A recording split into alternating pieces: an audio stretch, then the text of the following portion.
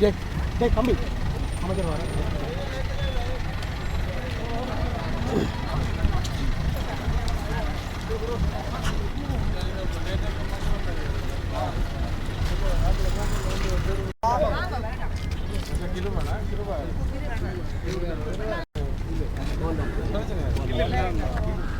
காலையில் 4 அமைச்சரவையில் வந்து கதை கட்சின்னு சொல்லி இருக்கிறார். அதே பொறுமையோடு இருந்து கொள்ளாங்க.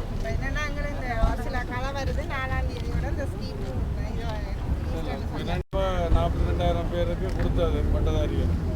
அப்புறம் இந்த முறை அரசாங்கம் வந்து இந்த முறை எங்கட அரசாங்கம் 50,000 பேருக்கு நாடு தழுவிய ரீதியில் கொடுக்கப்படுது.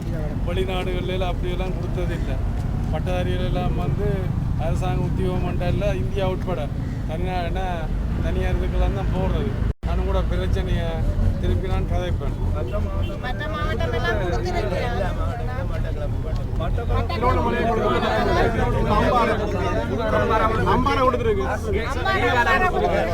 என்னண்டா கொடுத்தது கேன்சல் பண்ணப்படும்.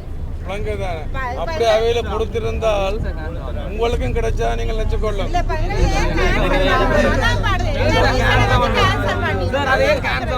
அது எல்லாருக்கும் சொல்லி இருக்குது. முதல் வந்து பட்ட என்ன வேறு ஆக்களும் இருக்கணும் தானே.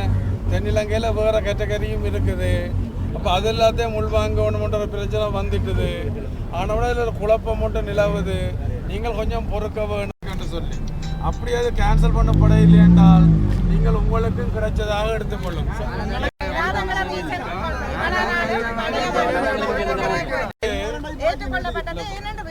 அந்த பிரச்சனை இப்போதான் நீங்கள் சொல்றீங்க. நேற்றைக்கு வந்து சந்திச்சனியல் இப்போ சொல்றீங்க.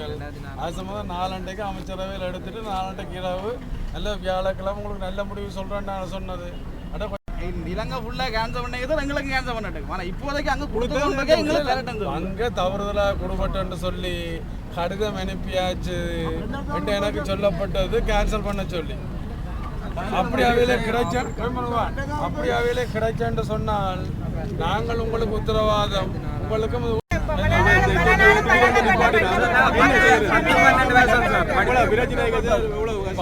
நீங்கள் வந்திருக்கிறீங்க. அதுக்கான பதிலை தானே நான் சொல்றேன். இதுக்கு மேல நான் என்னத்தை சொல்ல முடியும்? அப்படியே பொறுமையா கேட்டுக்கொள்ளுங்க. இது நடக்கும். உத்தரவாதமா நாங்கள் எடுத்துக்கோங்க. இந்த கிழமைக்கு எங்களுக்கு 4 சொல்றேன். நெட்டு தார மாதிரி சொல்லுங்க. ஒன்று உங்களுக்கு சொல்லலாம். மற்ற இடங்கள்ல கிடைச்சிருந்தால் உங்களுக்கும் கிடைச்ச மாதிரி எடுத்துக்கொள்ளும். மற்ற இடங்கள்ல கிடைச்சிருந்தால் உங்களையும் கிடைச்ச எடுத்துக்கொள்ளும். ஃப்ரெண்ட்ஸ் எல்லாம் அங்க கிடைச்சி சொல்றேன். அப்படி கிடைச்சிருந்தால் உங்களுக்கும் கிடைச்சா எடுத்து சரிதானே.